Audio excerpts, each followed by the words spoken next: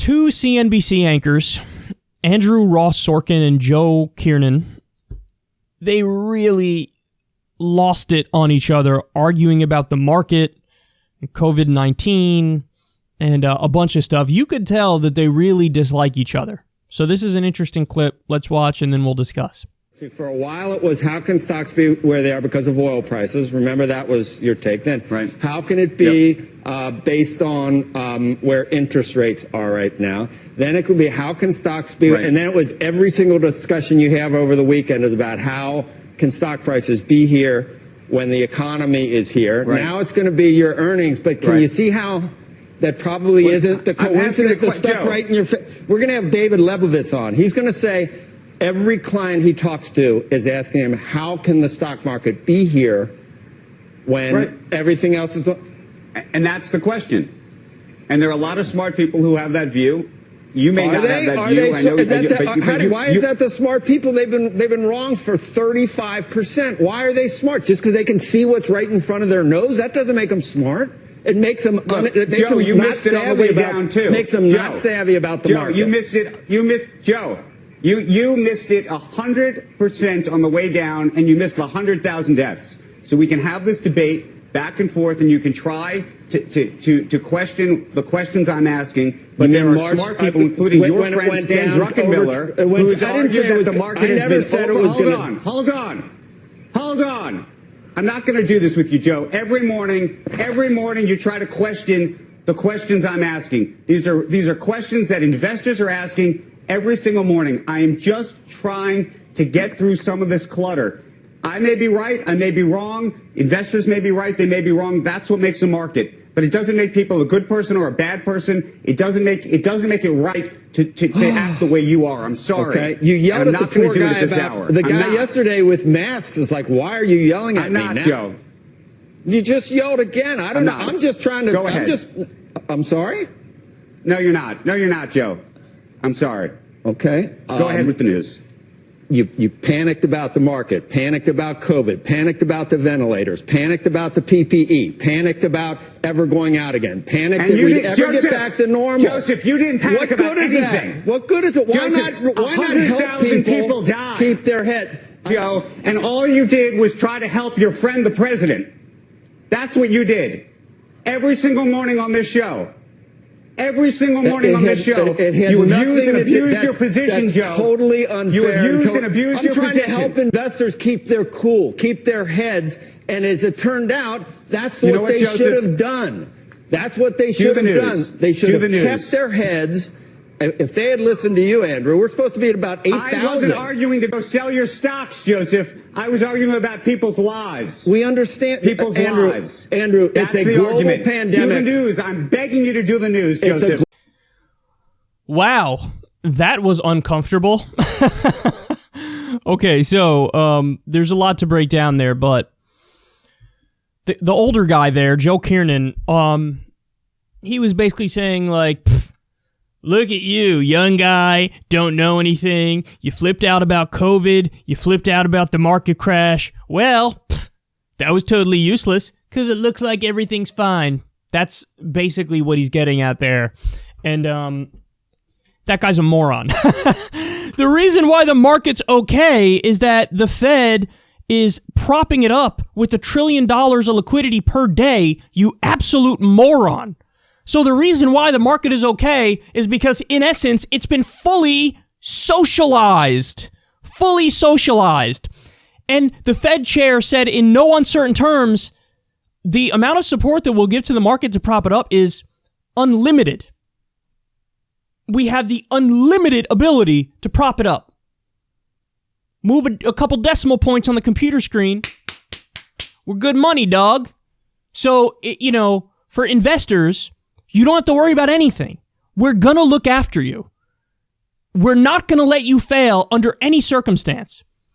So they're taking an approach to the stock market, which is right in line with modern monetary theory, which is the idea that, hey, we have our own sovereign currency, so we can do whatever the hell we want with it. If we want to print more money, we'll print more money. and we'll be fine because we owe that money to ourselves. So, Joe, the reason why the market's okay is because we fully implemented corporate socialism and we're spending $1 trillion a day to prop up the stock market. That's why the stock market's okay. So, in other words, the stock market isn't really okay. It was saved. It's not actually okay. And then he was talking about COVID as if it's fine now or whatever. And Andrew Ross Sorkin, who I'm sure I hate in a million other issues, but he was like, there's 100,000 people dead, you absolute lunatic. But this is what they do. Like, we've seen this from Trump. We've seen this from Republicans. There's like an end zone spiking going on right now. And they're reopening everything. And it's like, did you just stop pretending to care about empirical reality? Do you not see the numbers ticking up? Do you not care about the 100,000 who died? Do you think and what they do is they'll say, well, there were some projections early on which said 1.5 million were going to die. So now we only have 100,000. It's like, yeah, the 1.5 million was if we did nothing.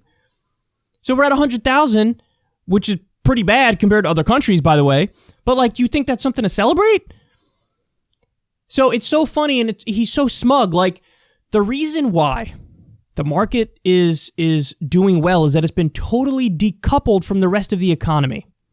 Corporations are doing well because what was the first thing that Congress did when COVID-19 hit? They made damn sure, we're going to bail out the corporations. We're going to bail out the wealthy. We're going to do a $5 trillion congressional bailout package. And the Treasury Secretary, Steve Mnuchin, a Goldman Sachs lackey, he gets to determine where the bailout money goes. There's going to be no oversight. There's going to be no strings attached. A lot of these companies are going to take the money and then fire people anyway. And on top of that, like I just said, the Federal Reserve is going to prop up the economy, or excuse me, not the economy, the stock market by pumping $1 trillion of liquidity in per day. So the reason why, Joe, everything appears to be okay in terms of the numbers that you value is because we fully implemented corporate socialism. Well, guess what? The people are dying out there. We're going to have an eviction crisis. We're going to have a foreclosure crisis as soon as this pandemic is over. People cannot pay the bills. We needed UBI. We needed a nationalization of wages so people could weather the storm and get through this. Germany has 3.9% unemployment right now because they furloughed everybody and nationalized wages instead of firing people. Here, we didn't do that. We fire people, so unemployment is over 20%. So the idea that he's acting like, everything's okay now, you're a total moron. And you don't look at economic indicators which are actually important, which actually show how the country's doing. Joe Kiernan really thinks the country is good because the stock market has been socialized. Do you understand that? Do you understand how silly that is? What we have is what Martin Luther King said is socialism for the wealthy and rugged individualism and laissez-faire capitalism for the poor. That's what we have. Now, this idiot just looks at the numbers for the wealthy and goes, everything's okay. And he looks at 100,000 COVID deaths and he's like, it could have been over 1 million. So he thinks he's a genius and everything's okay and there was no need to panic. And this poor guy, Andrew Ross Sorkin, who again, I'm sure I disagree with him on a zillion things, but he's like, I'm surrounded by total idiots, which gets to my final point, which is Joe Kiernan and everybody who worked at CNBC didn't see any of the national crises coming. Most importantly, the 2008, 2009 subprime mortgage crisis and Great Recession. CNBC acted as a cheerleader for corporate America and for Wall Street in the lead up to that crash. What they do is they invite on CEOs from these various companies, and then the CEOs tell everybody, everything is fine. Please don't panic. Please keep giving me your money. Please do not, do a run on the banks or anything like that. The housing market is totally fine. It is not going to crash. We haven't been lying and saying that these subprime packages are AAA, even though they're total trash. We haven't. Please make sure that you continue to invest with us. And guys like Joe Kiernan and everybody on CNBC be like, oh yes, we've invited all the financial experts and they've told us that everything's going to be okay with the market. Yes.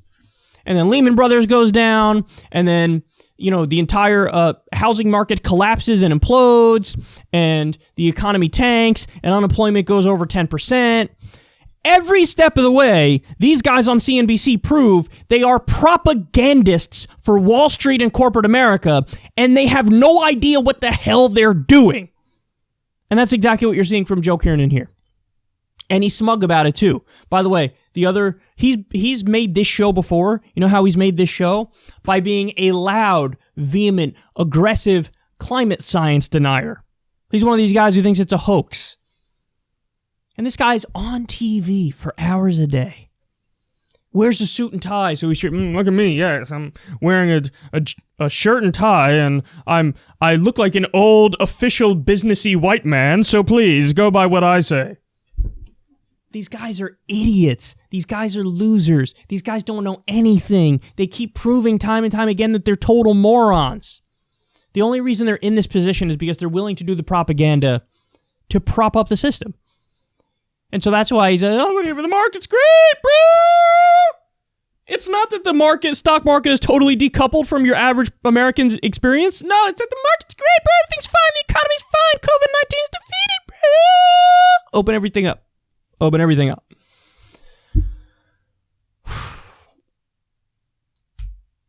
And by the way, the YouTube algorithm will treat CNBC like an authoritative news source and treat me like I'm a leper and shove me to the side and deprioritize my videos because I don't have decorum or civility and I'm just a guy in his own studio.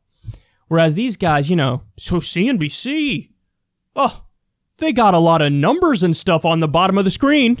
They're so official. So what'll YouTube do? Prop up CNBC, prop up CNN, prop up MSNBC, prop up Fox News, people who've been wrong, outlets that have been wrong, time and time and time and time and time and time and time again. And then there's us, and every other new media outlet, hell of a lot more sane, hell of a lot more rational, agree or disagree with us. We tell you up front what our biases are.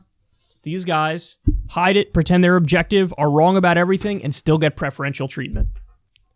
Unacceptable. But here we are. So, this is what you'll see on CNBC in the middle of the day. Bunch of idiots arguing. Bunch of idiots being wrong about everything. And that's exactly in line with what you would have gotten from CNBC last year, and the year before that, and the year before that, and the year before that.